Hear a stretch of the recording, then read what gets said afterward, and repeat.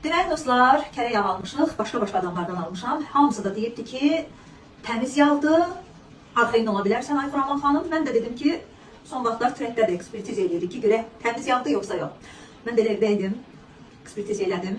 Maalesef yağımızdan bir kərə yağı çıxdı. Təmiz kərə yağı bax budur. Gördüyünüz kimi isti suda qarışdırırıq və südün rəngi çıxır, üzə çıxır. Baxın, bax gördüyünüz kimi. Bu kərə yağı.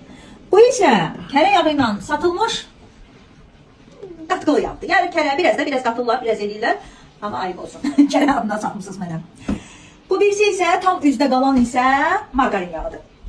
Yəni Allah hamımıza kömək olsun, margarin yağlarından uzaq olaq və satanlara da Allah insaf versin. Çünki zaten baha satırsınız təmiz kərə yağını. Ona görə 1 manatda, 2 manatda, 5 manatda baha satın, amma təmiz satın. Çünki qarışıq margarin yağları, palma yağları bədəndən çıxmır. Sonra Allah iraq eləsin, onkoloji xəstəliklər yaranır. İnsanlara ziyan vurursunuz. Qarışıq margarin yağları, palma yağları bədəndən çıxmır. Sonra Allah iraq eləsin, onkoloji xəstəliklər yaranır. İnsanlara ziyan vurursunuz. Və bunun nəticəsi də sizlərə də təsir edir. Çünki heç kəsin ahı heç kəsdə qalmır. Yəni bunu təmiz edin, təmiz yeyək, sağlam olaq.